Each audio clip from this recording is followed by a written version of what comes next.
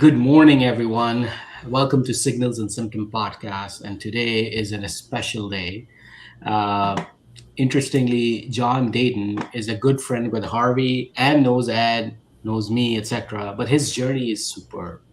He's actually a physician, first and foremost. Then he's a Stanford faculty.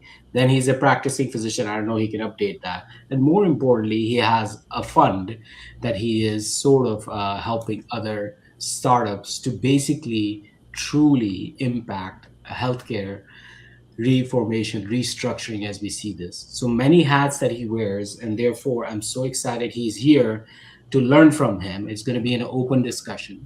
As usual, I'm going to go ahead with some updates, and one of the major updates is from my company, Save Life AI, and we got another FDA approval done. Oh my God, it again went through, and we have Ed Marks again.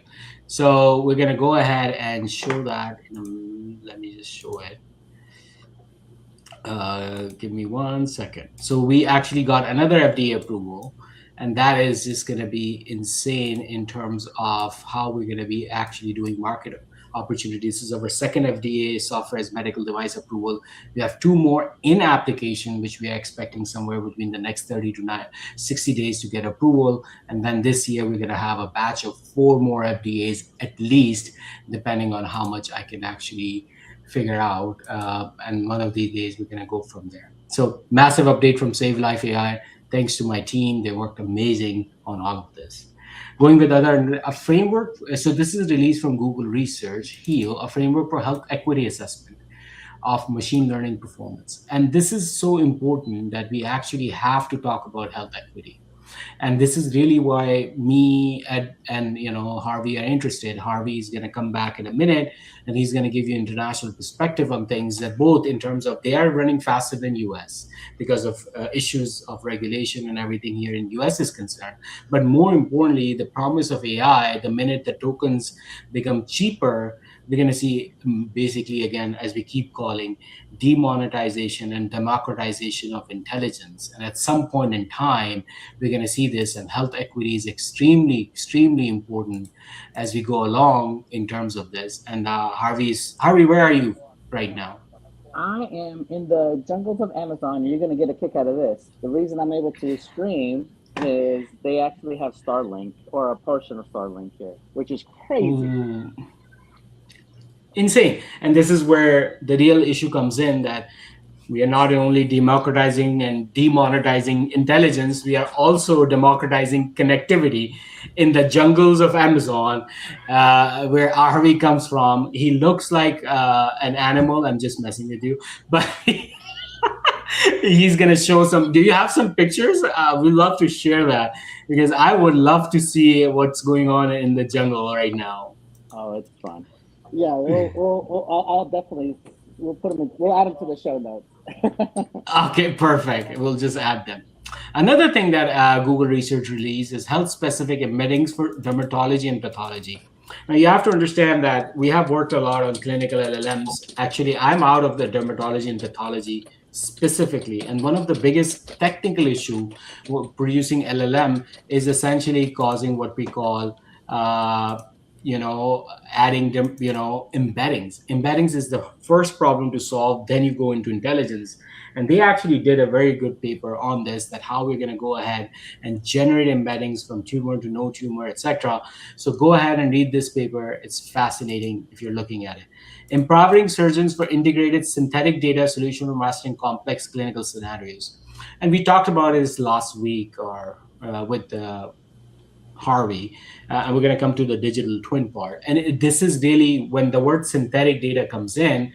Synthetic is pure synthetic. It's not like twinning someone's original data, but the conceptually it remains the same, that you actually use synthetic data to actually create complex scenarios. And we do this all the time. We go through custom workflows now, and then we create all of this synthetic data. As a matter of fact, Mammoth site, we did not use it as training, but at least FDA has provided synthetic data of mammograms that we use for our testing. So synthetic data is going to become part and parcel, and it is very important to look at these complex clinical scenarios to produce synthetic data, because all the edge cases cannot be covered with real data. Reinforcement learning for LLM accuracy in reasoning and classification of radiology reports. And this is very important to use reinforcement learning itself, because what it does is that it really does improve LLM accuracy. There's a whole process. It's very hard to put it into production. You have to be very careful. But again, it's an amazing, fascinating read if anyone's interested in understanding reinforcement learning specifically for essentially clinical reports. This is Harvey's favorite topic. Harvey, I don't know if you looked at it, but this is actually one of the guiding principles that I saw. I'm going to send it to you. I know you're in Amazon and you haven't probably looked at it, but this guiding principles, assessment methods, life cycle staging, oversight mechanisms was beautifully written in terms of how AI governance need to be established, especially now that FDA has said, I don't know how to regulate it. I don't care about CDSS. You figure it out. And we're going to talk to John about it in a minute. What his experience been in terms of CDSS and FDAs and everything. Key concepts in vision language and reasoning abilities. This is a very beautiful research paper. Concept VLM achieves state of the art result only using 1% of original data. Hmm. Insane. Yeah. Do you understand like where and this is so true, by the way. I used to order like 1 million images, and now I'm getting the same results with 10,000 images. And the way that the structure is going, it is going to be insane. And one of the things that chest x-ray is going to come in a research project from us, because we got IRB, you're going to see that coming through our social feeds as well. So keep following that how we are also utilizing some of these concepts already in production. We're just testing, final testing, and then releasing it. Efficient image segmentation in the era of Mamba and foundation models. Mamba is a very different architecture than a transformer model. It does, of course, inherit a lot of things. But what the beauty of this program was that if you look through that CNN and emergence of this particular CAN, which honestly, I don't know, it was a very technical paper. But at the end of the day, they were able to compare SAM, which is segment anything model, with CANs, and then it's an amazing read. I'm not going to be using it, but somebody who's actually clinically and technically inclined should use it. Automated extraction, very, very important. This is becoming part and parcel of last time we discussed visit an AI-based visit navigator. It is going to be truly transformative as we go along. Electronic health record amid the rise of generative AI. And this is, again, is going to be a core topic that we're going to discuss with our friend John, Dr. Dayton, and then understand his journey and his sort of approach, and even not just basically understanding the problems, but what is he funding from his VC for this particular problem as we go along. This is so good. Subspecialty specific foundation model. So there is a foundation model that cares of everything from finance to healthcare to this, which is GPTs and plots and everything. Then you have foundation model for radiology that can take care of CT, MRI, ultrasound, X-rays. And then you have specifics foundation models for this particular niche. And this is something that we have been working on, right? For example, right now, we talked about chest x-ray, mammocyte. We actually, on the back end, even there's no FDA approval and we cannot show those results, but at the back end, there's essentially a mammogram subspecialty specific foundation model is working. We can give so much more results, but FDA hasn't approved it, so we can't show it. But at the end of the day, this is literally our back end. And this is, again, very important for people who are trying to understand how GI pathology is going to work in the future. This actually includes both, So that's the idea behind it. You have pathology, radiology, endoscopy in one foundation model. And the idea behind it is that it has also some clinical information. And that foundation model not only can cumulatively do multimodal thinking, but also do cumulative reasoning. And if you use a whole big, massive foundation model, there's a lot of hallucinations. There's actually a mirage effect. They don't even look at goddamn images. So this is really what the wave of the future is going to be. We're going to have 200, 300 of these specialty specific foundation models, and then we're going to serve this. Agent Clinic, a beautiful benchmark. As you know, I love benchmarks. I do constantly check benchmarks. Please review this benchmark. It is fantastic. And then a digital twin for tracking and forecasting glycemia with septic patients in ICU. Again, we talked about Harvey, yes, last time. Please review this paper. It's extremely amazing. Stanford just released, according to this paper, an open source, but I cannot find it. But anyways, they have released a global multimodal data set. According to the paper, it is open source or will be open source. But that's just a truly amazing paper. They have done data sources, extraction, annotation, global recruitment, beautifully done. Please review this. They actually have a massive. This is actually released today, so I haven't been able to fully review this. But what they have done is that they are actually now producing a system in which people can now contribute de-identified data, etc. All of that. So Stanford, I don't know, John. Maybe you know more about it, but this is like truly fascinating stuff. And then, of course, lastly, mapping AI startup investment innovations in healthcare using five-tier AI system complexity framework. Um, Again, I don't know if you were able to review this as well, but we're going to talk about this. So coming back to John. John, again, extremely grateful you're here today. First, take us through your journey, your life journey, in terms of from a physician to faculty to entrepreneurship to, I don't know, VC fund founder. If I'm saying something wrong, please No, yeah, no, that's all apologize. right. Yeah, first of all, thanks so much for having me on the show. It's great to connect with you guys, and thanks for the lit review. That I obviously have a lot of articles I need to be reading in the next week or so. Fascinating stuff there. Just a little bit about background for myself. I'm an emergency physician. I live in Utah. I started practicing in Utah initially, and in addition to working in emergency medicine, I like to be involved in innovation. So I was involved in getting a Utah chapter for Society of Physician Entrepreneurs off the ground, and so that was a really fun experience because we would feature local doctors that have brought products to market. We'd host pitch events, and this was all pre-COVID, where we'd have these big gatherings. Um, I really enjoyed doing that. I had transitioned to working up at the University of Utah, and where I was doing research on innovative delivery models, looking at freestanding ERs, particularly those built by academic centers, and what those kind of metrics were looking like. And obviously, COVID changed everything. Um, Fast forward a couple of years, and I was working on the Navajo reservation, which was a great experience. I felt really useful, but it was a little bit of a grind because I'd drive, from my home at Salt Lake City, about 8 hours, work on the Navajo reservation I do like 5 or 6 night shifts. Then I'd drive home and try to catch up on my sleep and try to binge parent, and I really enjoyed it. But with everything, COVID changing everything, I thought, I've been looking at doing innovation, and I've been trying to figure out how I'm gonna add that to my practice, and playing around with the idea that ER doctors, we're famous for burning out, and maybe this is something that will give me some career longevity and kind of help me find a unique niche. And so I was looking at MBA programs, and one of my friends who was at Stanford said, we're just starting this innovation fellowship. Why don't you come join us? And very non-traditional fellow. I'd been practicing for over a decade, but I went back to school excited. What a cool experience! So I was in Palo Alto for 2 years.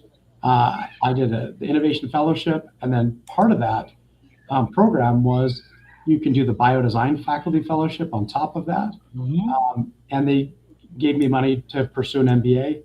And so, phenomenal fellowship. I recommend it to anybody, particularly the folks looking at business in medicine, innovation in medicine, and people saying, maybe I'm going to do something in VC, or maybe I want to be a chief medical officer, or I'm going to do a traditional path, but I want to add, I want to be an entrepreneur and build things inside the system. So that was a phenomenal experience. So luckily, I'm still on faculty at Stanford because I've been involved with some research. I still go back there and do shifts, but now I'm full time in Salt Lake City with Intermountain Health, and so I do 12 shifts a month.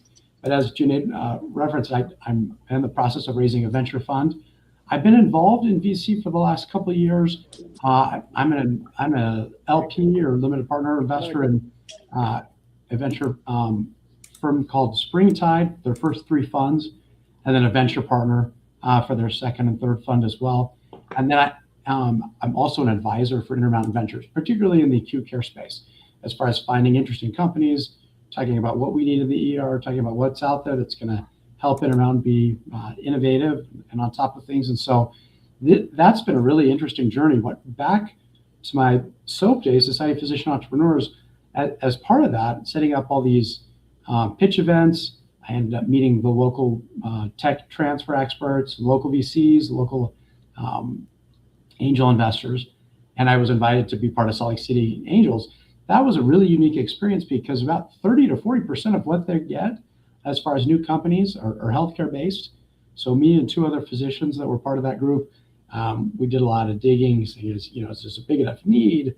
Is this something that's going to grow? Is this something that will work? And then ended up leveraging those connections from working as an angel to working in VC. And so now I'm kind of full circle where I've been involved, but this is the first chance to build my own. So I'm in the process of raising a $5 million fund, me and my partner, Jamie Edwards. And our thesis is, well, I'm a physician that has experience in building effective pilots and regulatory strategy, and where he's an operator with a background as an entrepreneur in residence for Startup Health and with an operator in the telehealth and the RPM space. We really focused on helping early companies make sure their idea is successful, and then he's helped them move along with distribution and coaching. So we're still raising. We're just over 2.5 of our 5 million that we're wanting to raise. But we're starting to deploy that, and our first investment and one that's in the pipeline, both very interesting AI companies. And so great timing to talk about that. I appreciate you guys having me on the show. Absolutely. Thank you so much for giving this amazing journey. I'm going to let Harvey go first because he's in Amazon and Starlink may actually not go through this. Harvey, this is an amazing journey. I have so many questions, but I'll let you go first. Well, John, thanks for coming, buddy. I'm biased when I say I think ER doctors are pretty amazing people, and I'm glad to see that I have a fellow amazing ER doctor with me. Not better than neurologists. No way. Go ahead. Well, we'll let John's resume speak for itself over yours, but I'm kidding there, buddy. I'm joking. No, but seriously, John, I appreciate all the stuff you did in the freestanding and you and I's relationship. And I always like asking the question, why? Why do you do what you do? Is it the AI healthcare? Is it the improvement of health? Is it the technology? What is it, John, that's pushing you to do all these things? Yeah. It's a great question. I think it's kind of a combination of being a physician in general and then being an emergency physician as well. I think we're kind of self-selected to trying to help people get better. And then in the ER, we see it's kind of a microcosm of the health system. We see the emergencies from every specialty, but we're also the safety net. So if something else is failing in the system, we see it in the ER. And so I think early on, looking at different emergency department options and saying, hey, not every hospital needs a plastic surgeon and a neurosurgeon and a stroke center. And so freestandings work very well kind of along the hub and spoke model. We bring care to this network. We leverage a lot of telehealth, and it's a smart way to bring several different kinds of acute care to a smaller community. And so I really enjoyed that at the time. I looked at, between the private freestandings and the academics, the patients tend to be happier because they get in quicker. We feel like we utilize those resources well. And so that was some of the initial research I was doing, is figuring out, all right, is this a safe model? Can we do it? And ASAP gave me the opportunity to lead a task force on that, to say, we should standardize this. Just like we're talking about AI right now with guardrails and standards. Like at the time, it's like if we're going to have freestanding EDs, how do we make sure that they represent the best of emergency medicine, and they're not just glorified urgent cares, that we have board certified doctors there. And so Harvey was on that task force with me, and we had a bunch of academic docs, a bunch of folks in the private sector, and kind of figured out, all right, let's have emergency care. Let's not water it down. Let's make sure we address what we're doing. And so that was an interesting thing to do. And then as I kind of changed my my focus as far as research with artificial intelligence. Obviously, I did not dive in to the length that Harvey had, but I realized I'm going to need to know how this works if I'm going to utilize it in practice. And so I did some executive education through MIT, and then I did the certificate through the American Boards of AI in Medicine. I think Harvey did that as well. But I realized, even though I don't know how to code, I can still be a physician and figure out what can I do with AI and what can't I do, and how do I discern the difference, and then how do I stay on top of that. So that's been a major interest to me. I've written some papers with some colleagues at Stanford, and then one of the things I very interested in is knowledge translation. And so, we're at a point where I'm not trying to be disparaging, but by the time something gets into textbooks, it's almost outdated. And so, trying to look at what are the resources that are online, what are the communities that are meeting, who are the experts in the space that we can follow. And so I built a big upskilling document on LinkedIn saying, hey, if you're wanting to be on top of AI, here are some resources for you. And if you're looking at business, in medicine, here are some resources. Some traditional like fellowships, some non-traditional like conferences, and online groups and Slack channels. And so a lot of great knowledge coming out of these groups. And so that's where I've been with kind of my focus of research and knowledge translation, and kind of helping build, trying to figure out the best way to provide care. Love it. So number one, you guys may be able to see the screen. This is Claude Code working right now, coding as we speak. These are all the different projects. Personal injury, clinical ops, Tabber. Tabber is testing data, benchmarking, and of course, auto research. This is Codex. I just want to make sure that everyone understands that coding is no longer as a skill. So think of coding as a task. Software engineering is on top of it, and then product engineering is on top of it. And then what I'm doing is that I have completely removed coding as a task. As a matter of fact, I've fired 50% of my company because they did not understand that coding as a task is gone. We're moving towards software engineering, which is also going to be done in the next 2 months. And then we're going to go to product engineering, which I believe is going to be done in 4 to 5 months.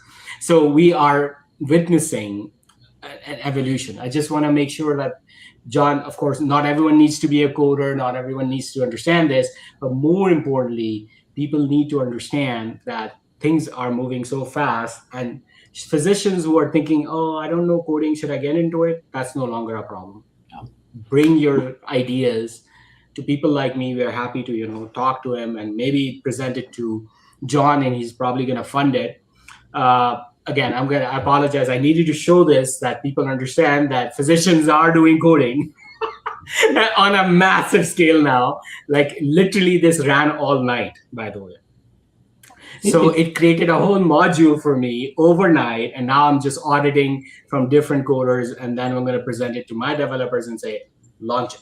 So it's insane, John, by the way. It's a huge point, though, because I think looking at AI and some of these tools in general, I think there's, some nervousness, with some of our colleagues, or there's something that there's because they think, oh, I don't know how to do this, I can't jump in.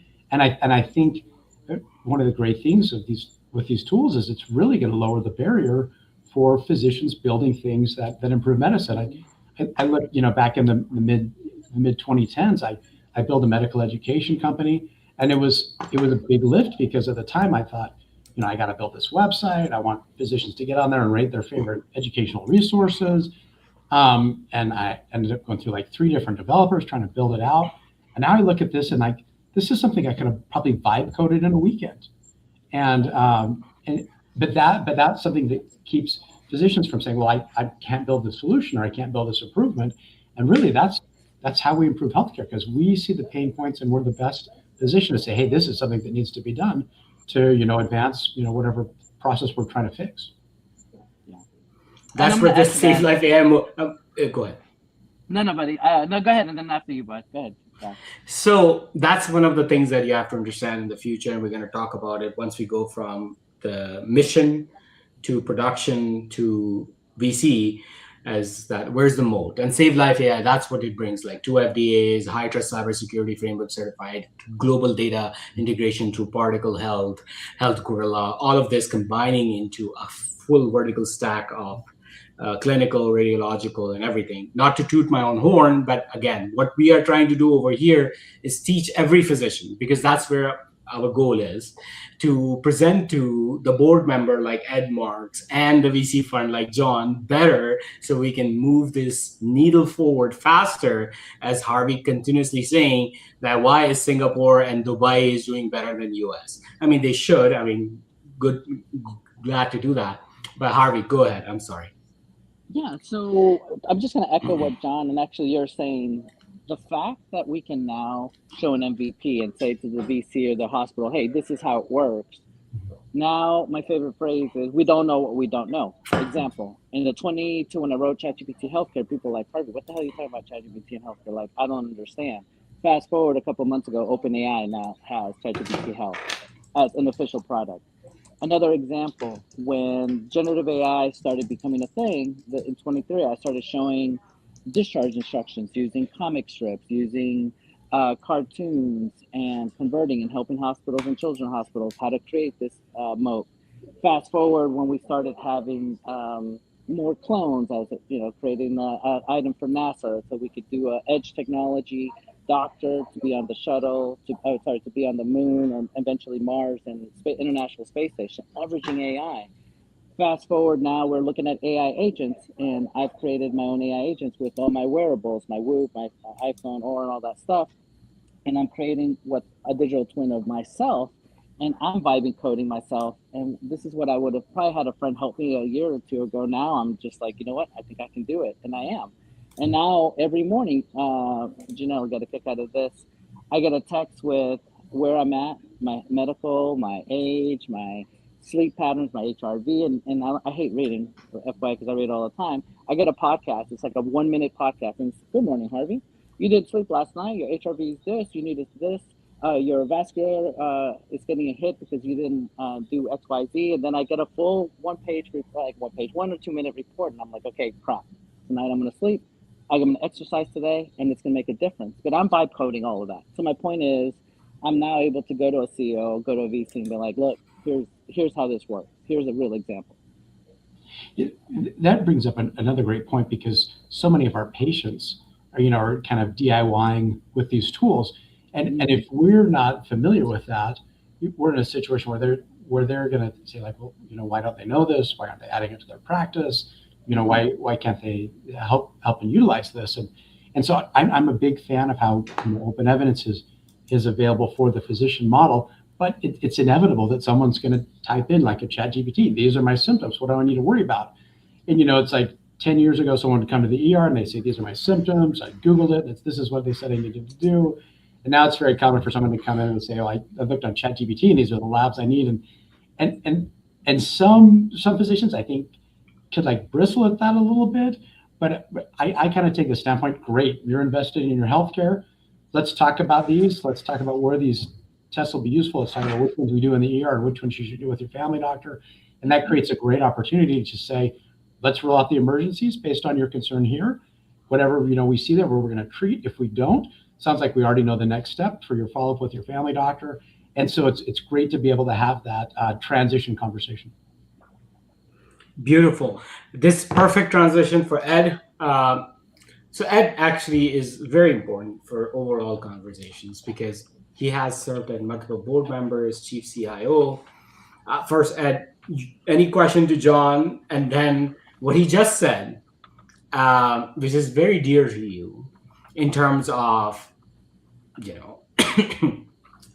having regular patients access to these tools without. And unfortunately, I mean, there's one thing to think of gold standard and full authority and trustworthiness, and there's one thing that they're going to use it. What the hell are we going to do? So question to John and comments on what he just said. Yeah, well, one of the benefits of live podcasting is a surprise guest. So we have Isla.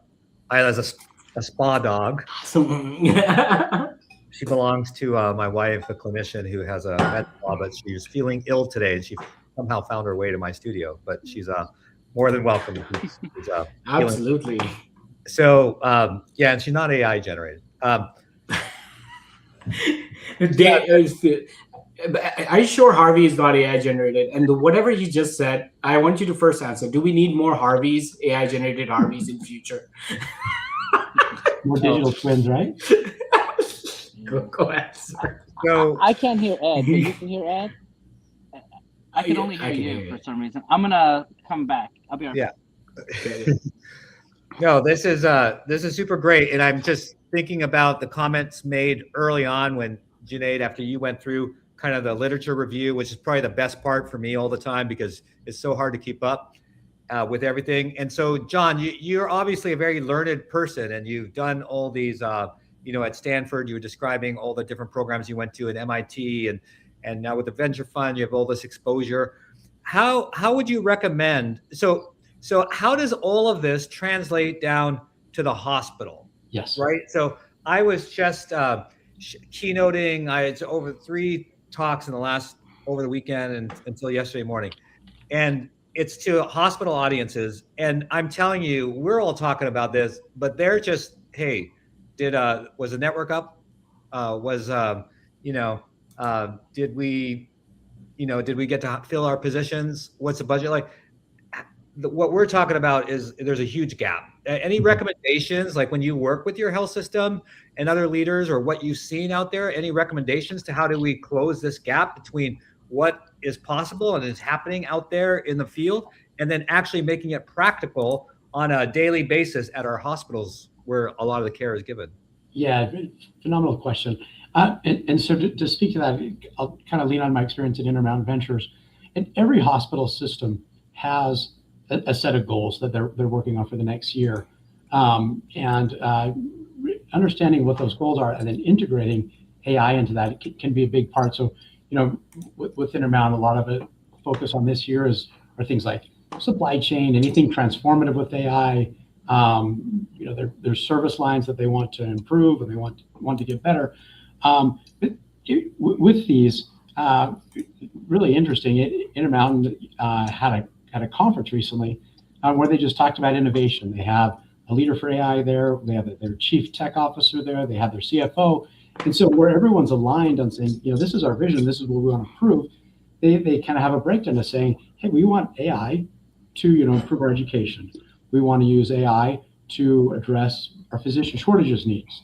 We want AI to improve our clinical workflows in need-specific situations, and we want AI to help with patient engagement, and we want it to make our billing more effective and that sort of thing. And so they've identified several areas where they have where they feel like different technology and new tools can advance. And so that's really helpful for companies that say, hey, listen, I've got this great clinical workflow because, let's say maybe they're in the healthcare, maybe they're in like the mental health space, and they're saying, people are slipping through the cracks between their primary doctor and psychiatry. Could we build like a coach, or could we build a tool that integrates the second? Or, it takes a long time to see a psychiatrist after a primary care referral. Is there like a digital bridge that we can use? And so I think knowing what the hospitals are facing makes a big difference. And a lot of hospitals are facing the same thing. They're in a situation where they say, boy, we can use artificial intelligence to really improve these clinical workflows. We've got to make sure it's safe. We've got to make sure the companies we're working with have done pilot work, they have research, they're evidence-based, and then we can move forward. So when these companies come to sell to a health system, they got to think, well, there's several different audiences that I need to connect with. I need to make sure that what I'm building aligns with the hospital mission, so the CEO is going to like me. I need to make sure I'm going to save the money or produce a new revenue stream or make something more efficient for them, so the CFO is going to like me. I need to make sure what I'm doing integrates with their current electronic health record and their digital health stack, so that the CTO likes me. And then I got to make sure this is a need the physicians even want in the first place. So I have a physician evangelist that's going to support me. And so that's a really heavy task to think I've got to sell to 4 different people. But you do that by speaking in all their language. You got to make sure your vision's aligned, that your finances make sense, that you're building something they want that integrates within the system. And I think that's a big thing to understand. kind of shifting a little bit. A lot of the specialty societies have been really proactive in this because, you have physicians with all variable levels of AI familiarity and training and use. And so it's interesting. I work with two of my colleagues at Stanford, Dev Dash and Andy Chu, and they said, how are we going to get just kind of baseline AI knowledge through emergency medicine? Yeah. We're going to need to involve all the specialty societies, ASAP, SAEM, AAEM. Let's have a joint group that says this is, and we'll recommend some best practices for AI implementation into their EDs. And then we'll address how we're doing this through education, because you have, at Harvey's home state, you've got Texas, you have the med school at El Paso is now doing a combined med school and AI combined degree. That's very ahead of the curve. You have places like Stanford and Harvard where they're giving their kids, their students LLMs to work with for their education. But not everybody's getting that. And so you have to say, what are we going to do for the new grads versus the folks that have been practicing forever, so they have some baseline familiarity with how they can use that and how they can move forward. And so I think it's really incumbent on hospitals addressing their needs, but then the specialty societies looking at that, and then companies that are coming to pitch to them saying, all right, how am I going to meet the pain points of all these different groups? But that's how they're going to gain traction. That's how they're going to be effective. Thank you so much I'm going to just take a step back and sort of summarize everything. Number one, biomedical at Stanford is amazing. They have done a lot of coding and they've made it open source. So go ahead and check that out, including Harvey. I don't know if you know this. They actually have a full-blown application where you can pull data from Apple HealthKit and Android, completely open source, and then you can build on your applications quickly and faster. Now, there is the second thing, of course, I want to read Anthony Chang's ABAIM. Please do attend that course. I highly recommend it for any physician or non-physician interested in building healthcare AI and clinical work. I did not do the advanced one. Actually, Harvey did the advanced one as well. I was actually Harvey was probably with the first cohort, but I was within the first 3 or 4 cohorts. Extremely important, must, and very cheap, amazing. And also, Anthony Chang is a superb teacher, and make sure you attend AI Meds every time. So that's number 2. And then now we're going to come to journeys. So we have 3 clinicians and Edward Marks, which is a different journey. And there are different journeys that you can take in terms of your path from clinician to entrepreneur. And I'm going to push back. And as you know, I ask hard questions. And one path was mine. Physician, learn, execute as a startup. Then Harvey's, learn, and then physician, learn, angel investor, basically influencer at the end of the day. That's second path. And then third path is John Dayton, who is physician, learn, and then become an investor. There are so many different paths and then so many ways, but people come asking me that those 2 things that I told, biomedical fellowship is a separate thing, and then of course this AI Med. But other than that, did MBA really help you? Or was it? My question is that, and this is, me and Harvey are really pissed because I tell Harvey, you are not going to do AI. We and you hit a very, I think that you need to learn on the job as being a startup, because I need to do marketing. As a matter of fact, I was at V1 Health, which was a startup for 2 years. And basically I said, rather than putting money into an MBA, which was free for you, which is, again, if it wasn't free, would you do it?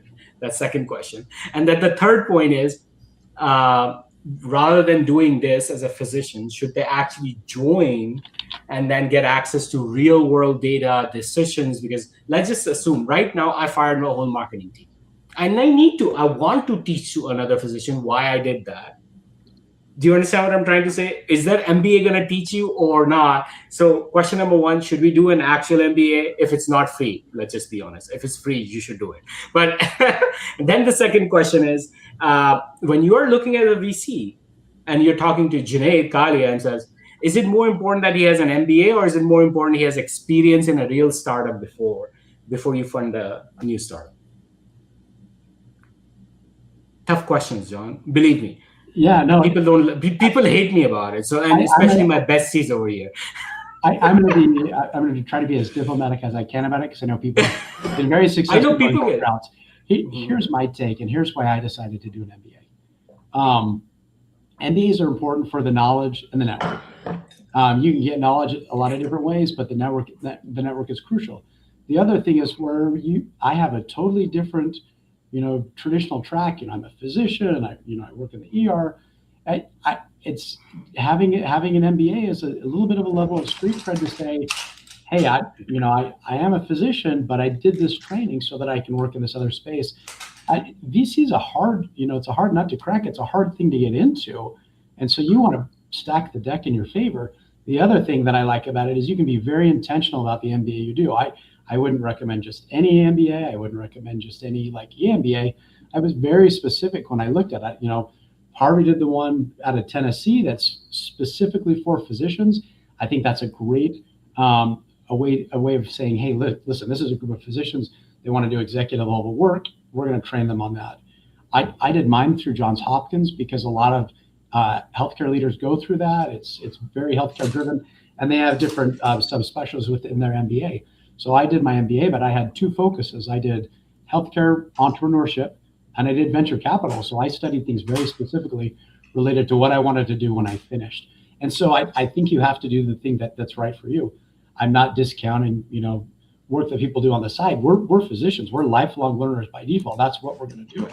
But I think you have to be kind of intentional about where you get that knowledge, who you're getting it with, and if you're saying, hey, listen, I'm going to make a career upskill, then I want to stack all the cards in my favor so that I can have this position when I finish.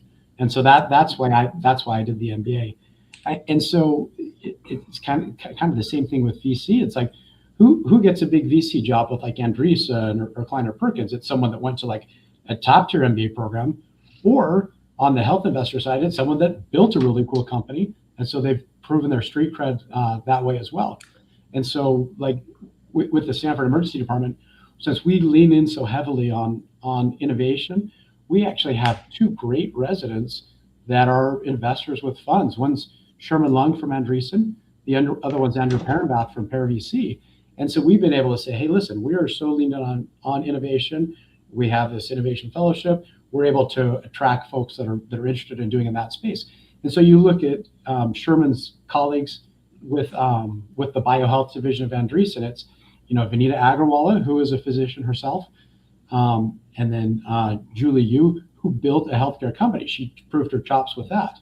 And so that's kind of how you get to those big spots in VC. So I think it is a mix of both, but I think you want to do everything in your favor to get there. And so that's love it. A long way. I'm gonna add to that because I got the MBA as well, and here's I'm gonna add to what John said.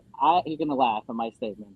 I got my MBA because I had a straight MBA, and I had started a company. I had over 400 employees, so I was on my 40th company, and I was well known. But the fact of people that didn't know me, they saw me as Dr. Castro. Now, when they look me up, they're like, oh, wait a second, this guy has an MBA. Let me dig a little deeper. Let me look into him. And then they find my street MBA and realize, okay, this guy is the real deal. And I'm not tooting my own horn. I'm just saying that's the reason I personally got the MBA. And to John's point, yes, I think the network effect is huge. Being in the know of other people that think like you, do things like you. Like John and I have been friends all these years, not by coincidence. It's just because we are similar-minded, similar paths, and we're networking with other people similar to us. Right, John? Just one more thing to add.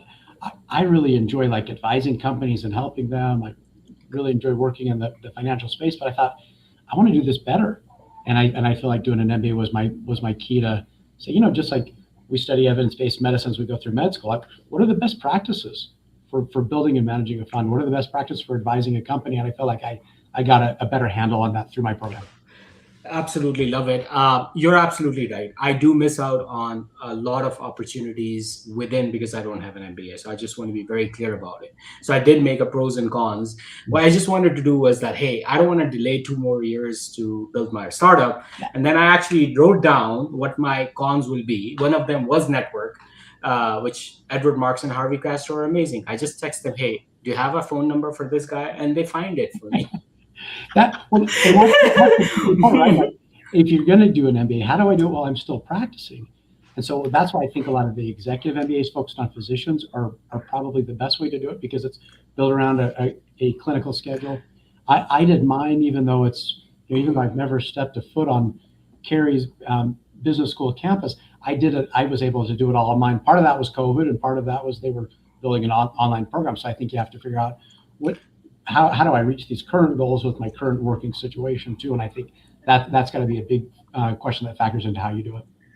And that's truly important too. Like, I just wanted to make sure that you guys understand that I have now a network of advisors, like Harvey, Ed, now John. He's going to introduce me to VCs. I don't have an M&A background, so I'm going to get advisors and M&A strategists. So there's so many ways to skin the cat. And just wanted to open your minds that physicians should be able to code, become software engineers, eventually product engineers. Number B, there's so many ways to skin the cat.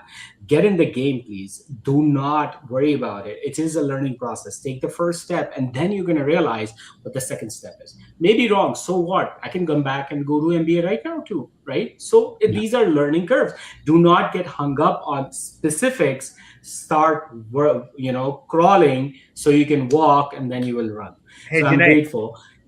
Go ahead. Hey, our audience is a mix, which is the way we wanted it. And so there's non-clinicians who are thing as well. And I just want to say, and I've said it before in other venues, that if you are a traditional CIO, like you're talking about traditional physician, and do I get my MBA or not?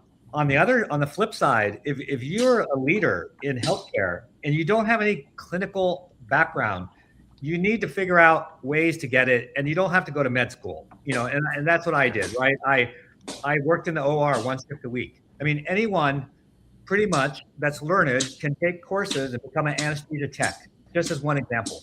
And that's what I did. And so I served one shift a week in the OR. And that gave me a lot of insights I never had. And there's other things that you can do.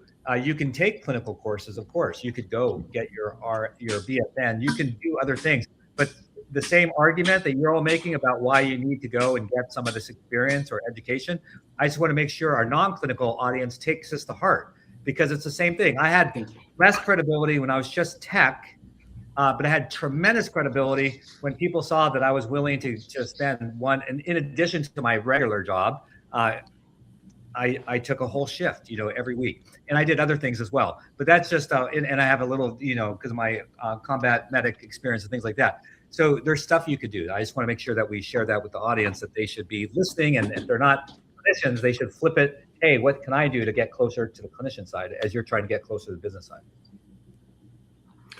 So very important. What Edward said is that there is one thing called knowledge, and there is one thing called experience, and those can be stacked separately, either for clinicians or non-clinicians. And therefore, we're going to go through it. John, one more hard question. Now, I'm just going to be honest with you. It's probably easier to, advise, consult, as compared to building your own company, because you have to really get your hands wet. Oh, 100%. It's not easier to pick a winner than to create a winner, right? I don't know. Picking a winner is very hard. I'm just going to be honest with you. It has been annoyingly hard to do that as well.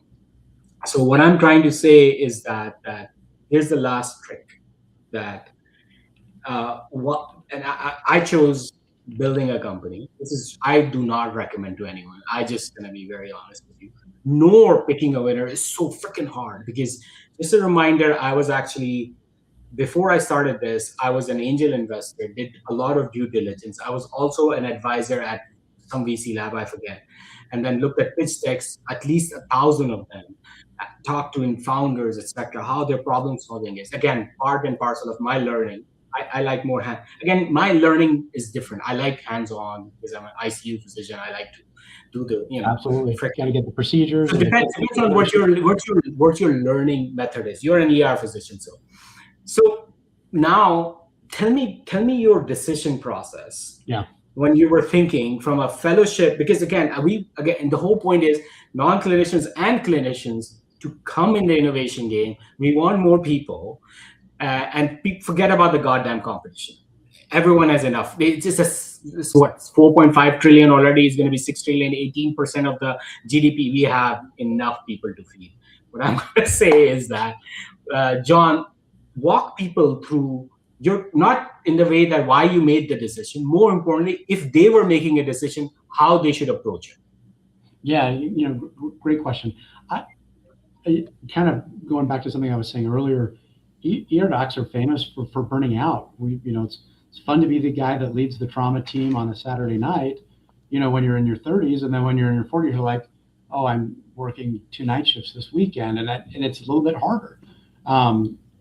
Also, because we were the safety net, we kind of see where all the things that aren't happening right, and that can get people a little bit depressed, and so it's kind of a thing in emergency medicine. If you want career longevity, you gotta be like an ER doctor plus, right? Like, so you'll have ER doctors that are ultrasound gurus, or you'll have ER docs that are like trauma leaders, and so I just thought to myself, what's going to be my plus? What's going to keep me into this? And I love setting up these pitch events. I love hearing about these new companies.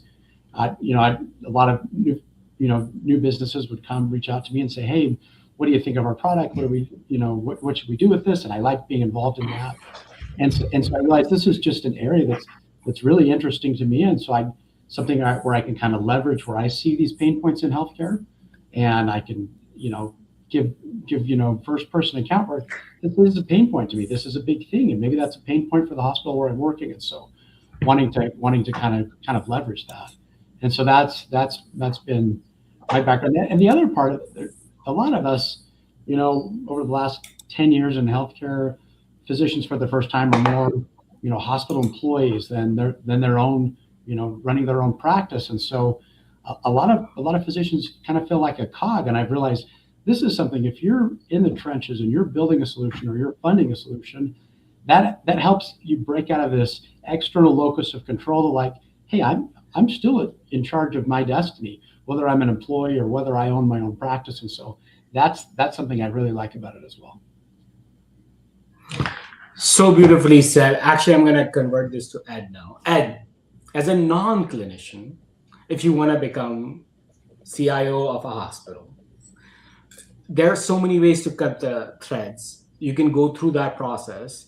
But more importantly, if you don't want to be in the weeds of it, but become more of a money man or consultant or authorization, how would you, if you go back on your life and then sort of think about decisions? And most importantly, by the way, also I love it when you say that it's not about decisions, sometimes just life happens. But what I'm saying is that how would you approach it if you were an 18-year-old, 22-year-old someone? Yeah, trying to go down into the CIO path. As a non-clinician, which is, as a non-clinician. Yeah. Well, for sure, like I said, you need, whatever the industry is, but obviously we're healthcare, you need to understand it at a ground-based level. So you need to take a position working in the lab, like working in radiology, work like I did. I was a combat medic, and then I worked in anesthesia. I was a tech. I think that's a ground that gives you the foundation to truly understand. Coming at it from a pure tech perspective, I mean, certainly people have made that transition and it's good, but I think it's always important to understand, right? Because you got to have the heart. Like, what are we doing? We're healing people. We're taking care of people. So it's always important to have that clinical basis. Not everyone can be a doctor. I wasn't a doctor, but there's other things you can do, like I'm sharing, that are not hard. Anyone can do them. And so I would even recommend going in and out in terms of your career. So you might start off as an anesthesia tech and then take a role in IT as an analyst. And then a few years later, maybe you go back and get your BSN, or you do pre-med or what it might be. And then you go back in on the IT side. I think the more you can weave the two together, the better you're prepared to lead. Now, certainly there's always examples of people who are pure clinicians and they jump over and they're awesome. And there's examples where it's just a pure tech person that comes in and they're awesome. But I think the strongest, and again, you're asking for a recommendation, is if I were to like try to plan it out, I would weave in and out. I would definitely become a clinician of some sort and then work in IT and just continuously meld the two together, because you never want to be all about the tech, because that's not what we're about. You never want to be just clinician because you don't want to ignore the tech, but it's that person like yourselves that can bring the two together to ultimately save lives and care for people in the worst times of their life. Awesome discussion, John. Thank you so much. We might have to bring you back in, and then we're going to go ahead and do a specific discussion on maybe like what you exactly said. And by the way, Edward Marks loves this. His advisory is amazing. He has been very kind to me, how to talk to CFOs, CTOs, CEOs, board members, etc. His GTM strategy is so important. Please reach out to him if you haven't. And I'm very grateful to him personally that he taught me all of this. I'm going to ask two very specific questions. You're going to just say very one line answers, all three of you, and then we're going to go ahead and then close it out today, and we're going to bring John again. Number one, are entrepreneurs born or built? Is this a genetic or an environmental factor? That's number one. And then number two, my prediction is that primary care physician is going to go away. I don't know, 1 year, 3 year, 5 year, 10 year, because of AI, it is going to go away. What is going to replace it? One line answers, and then we're going to close it. We only have 3 minutes. I'm going to start with Ed first. And nobody repeat the answers. Sorry, go ahead. 2 questions, Ed. Ed is having some connectivity issues. John, why don't you start? Yeah, absolutely. As far as born or built, I don't want to sound wishy-washy, but I think it's a combination of the two. I think some people are born salesmen. I think some people are born problem solvers. But one of the reasons that I like the training is because anybody can learn best practices. Anybody can learn ways to move ahead, and a lot of times everyone can learn humility and say, "Hey, I'm good on the clinical side," but the reason I'm building my venture fund with an operator is because I want both sets of knowledge in what I'm doing. As far as primary care, I'm going to be a contrarian there. I think that AI is going to enable them to increase and enhance their role. And what I mean by that is I think AI is going to allow them to kind of free up all the administrative things that they're not getting paid for, to go back and be, the quarterback for patient care. I think future practice is going to involve your primary care doctor. I think everyone's going to have like agentic AI tools, maybe like a physician AI that's involved with their care. But I think AI is actually going to enable them to enhance their position rather than have it be eliminated. Ed, born or built? Did you go back to me? Yeah. Sorry, I don't know what's happening to my thing. So I'm going to take a hard stance. I won't be wishy-washy. You're born with certain traits to want to lead, to invent, you're born that way. And what about what's going to replace primary care once it's gone because of AI? What do you think is going to be the new model? Oh yeah, agents all the way. Yeah, perfect. And Harvey, within I have a whole talk on this actually. It's actually both. There's some genetic components where we actually do have some genes that push us to be entrepreneurs and we are risk takers and whatnot. The environment will push you, and there's tons of examples. And on the second question, I actually am with John. I call it the great shift. And in that great shift, we're going to see different roles of how we practice medicine. And the primary care physician will be able to start doing medicine in a different level because of AI. And the dermatologist, as an example, will start seeing less cases that they normally would have seen because the primary care doctor will see it because of AI. So that's it. I actually agree with Ed. Entrepreneurship is a genetic thing. Environment unlocks it. I'm just going to be very honest with you. If I was sitting in Pakistan, I will never be an entrepreneur. And I am from Pakistan. It's just that it's exactly like cancer. It is in your DNA. Something is already there. And then the environment actually unlocks the bullshit or the grading. Exactly. So I personally believe it is a genetic thing. And I'm going to go with that. I totally agree. Second part is that we are going to look at agentification of EHR charts, AI in medicine, etc. And I truly believe that we're going to see the the primary care going to AI plus APP or physician extenders, while physicians are going to move towards higher level of care, and hopefully it will bring both better care and everything. I'm so grateful to everyone, especially John, for joining us, Harvey from Amazon, and Ed. Finally, we're back in Dallas. Let's grab a steak together. And then thank you so much. See you next Wednesday, guys.